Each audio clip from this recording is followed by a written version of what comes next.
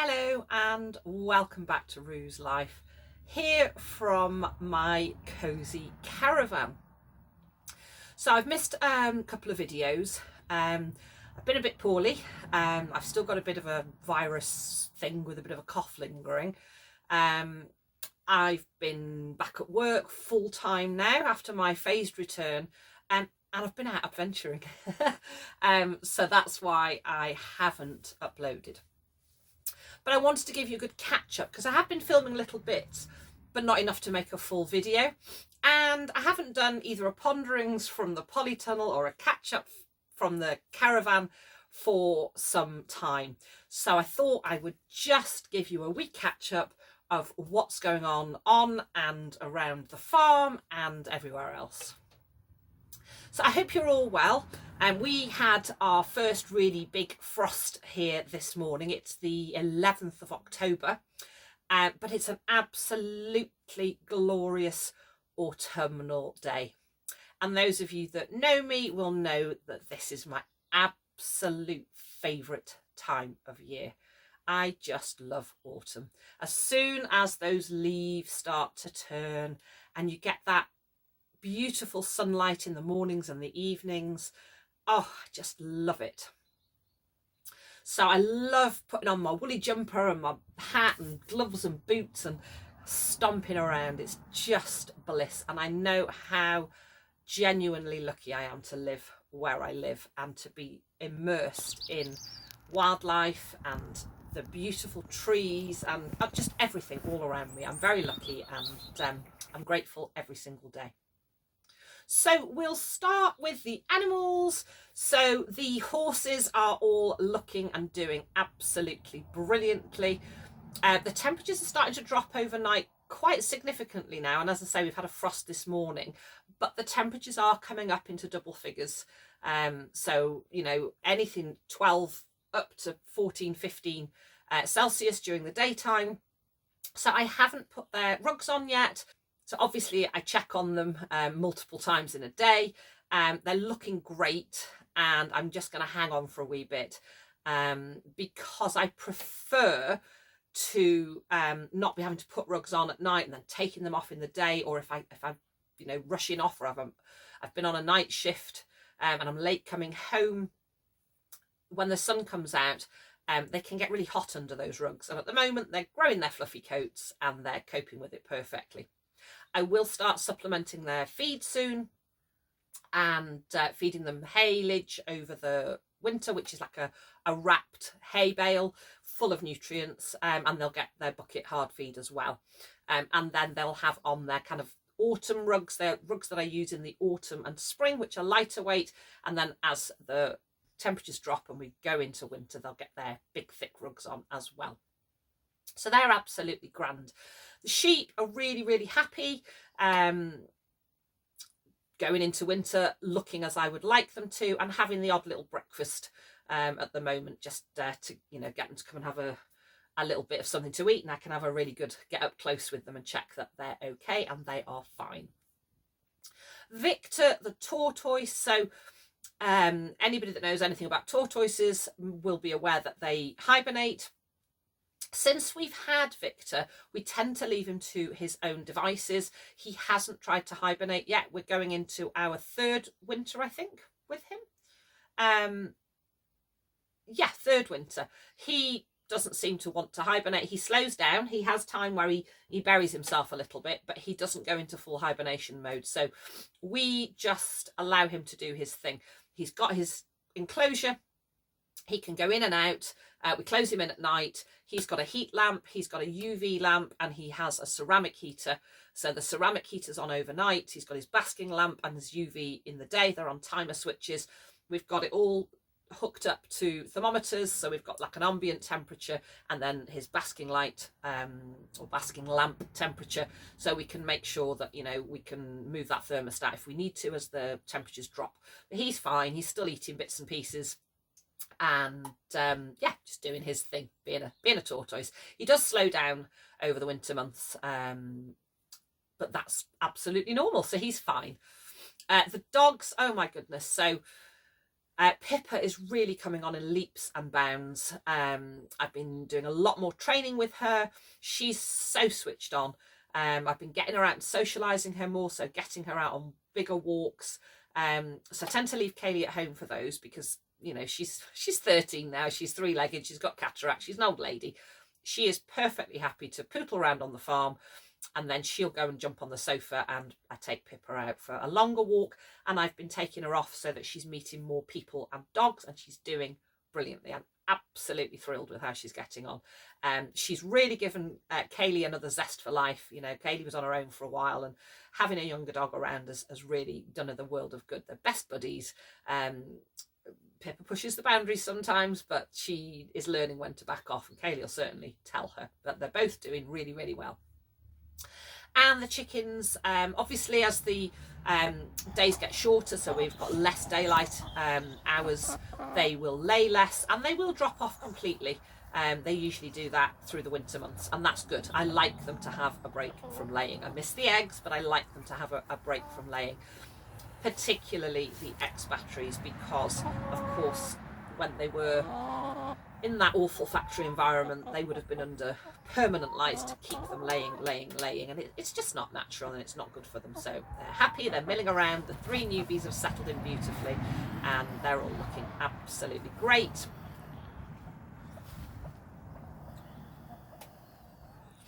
So yeah, that's all the animals. They're all doing really, really well. As I say, I've had a bit of a virus. It's starting to be a bit annoying now. It's gone on, I think I'm on day 11 now. I did miss a couple of night shifts, but I've been working from home, and I've been coughing, and I had a bit of a temperature, and I just didn't think it would be a sensible option to push myself through 2 15-hour night shifts back to back. But I'm in this weekend on days, and I've been doing my management work from home and meetings and so on. So other sort of health things from me is my mental health. I'm doing so much better.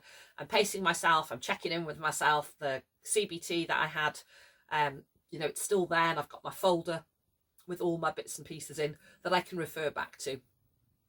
Getting out in nature, going and doing all the things that make me happy, but not overdoing it, and just checking in with myself on a regular basis, protecting my downtime, and really prioritising things has really, really helped me. My chronic migraine medication, I may have mentioned, I think I might have posted it on some of my pages, I can't quite remember, but I've been on for 3 years. I was on an injection that I do myself once a month, called a Jovi, which originally was fairly effective. It's never completely stopped my migraines, but it's significantly improved them. It just didn't seem to be doing it anymore. I had an appointment with my neurologist a while back, and we agreed that it really wasn't doing its thing. So she switched me onto a different one. It's the same type of medication, still self-inject. This one really stings. It's slightly different in the way that you inject it.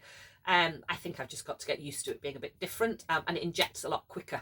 And I think that's possibly, it's a self-inject, you know, you click it and then it plunges in itself. So you're not actually injecting, you are injecting yourself, but it does it for you, if that makes sense.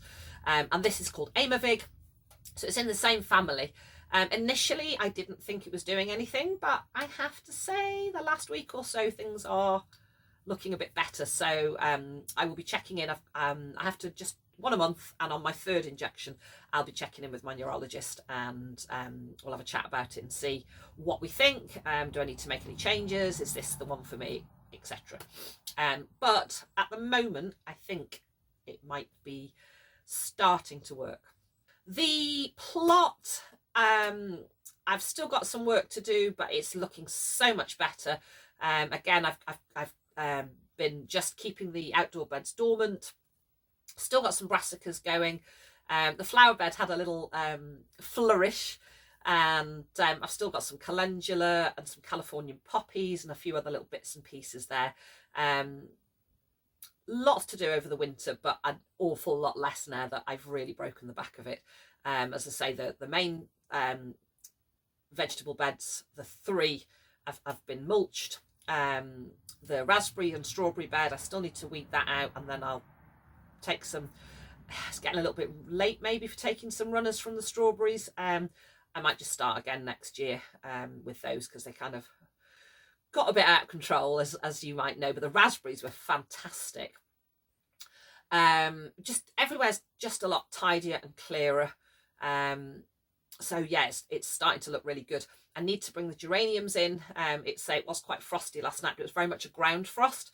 So even if I just grab the pot that's in the little window box on the shed, and the hanging baskets that I've got around with the geraniums in, and just take them into the polytunnel until I get the chance to pop those up and bring them into the house.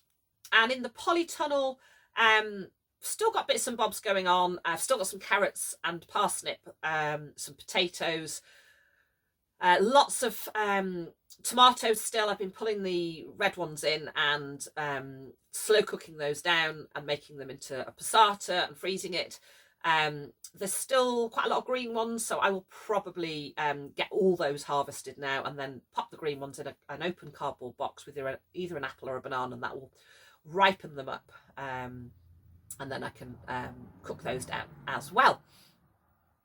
Not a lot else. The chard is doing brilliantly, but it's time now to start thinking about clearing out the polytunnel, and I probably won't grow much in there over the winter months, just because I don't want to put too much pressure on myself, and I'm going to have a really lovely fresh start in the spring.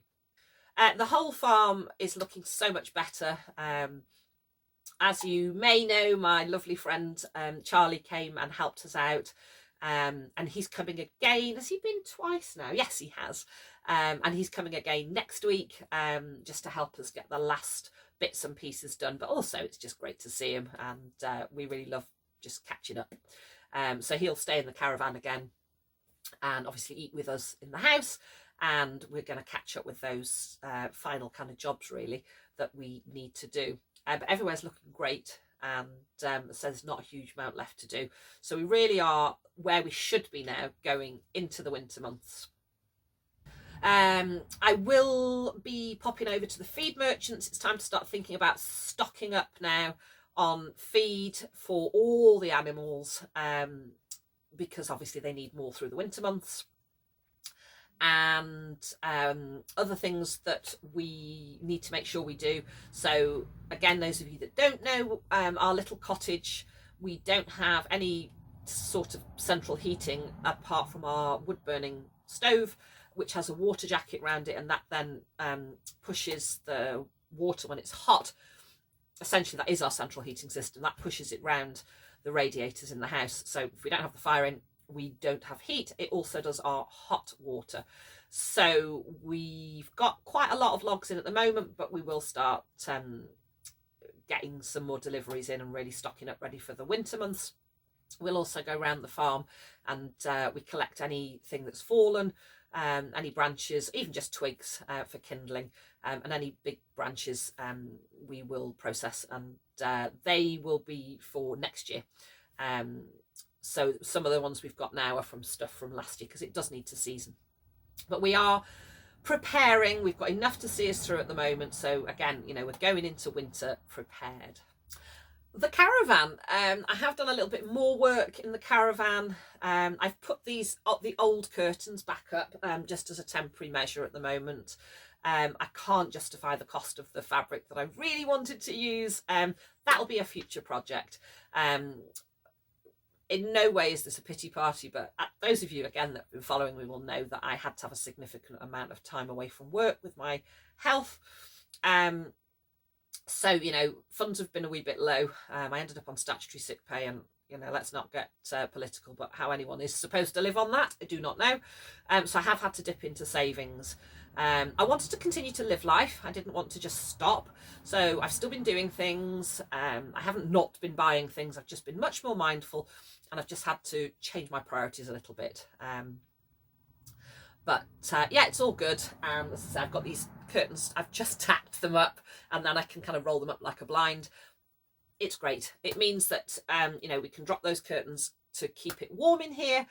And also I do sleep in here in between night shifts because it's just nice to come and have that little bit of space and quiet. And also it does me good because if I wake up in here, I know I've got to go to work. Whereas if I wake up in our bed in the house, then I know I can go, I don't have to go to work. And it just kind of helps. And it keeps the things kind of separate, if that makes sense. I'm just looking down because I've made some notes. So yeah. And again, I've been doing stuff. So I've booked another camping trip. So I'll be going solo camping again. This time I will remember the tent pole. Excuse me. Yeah, so I'll be camping in November in Snowdonia, near to a place that I've swum before. It's actually, the campsite's right on the lakeside. So there's some lovely walks and wild swims, and I may or may not take my paddleboard. I haven't decided yet, but I'm really looking forward to that. And I will vlog it for you as well. I have been wild swimming. Of course I have. I've been swimming as much as I can. I'm taking part in the Surfers Against Sewage, which are a charity that are raising awareness and funds to try and help clean up our waterways. So as you may or may not know, so much sewage is pumped into our seas and our rivers and our waterways, some lakes and systems, and it's just not acceptable. It's not, obviously we use the waterways,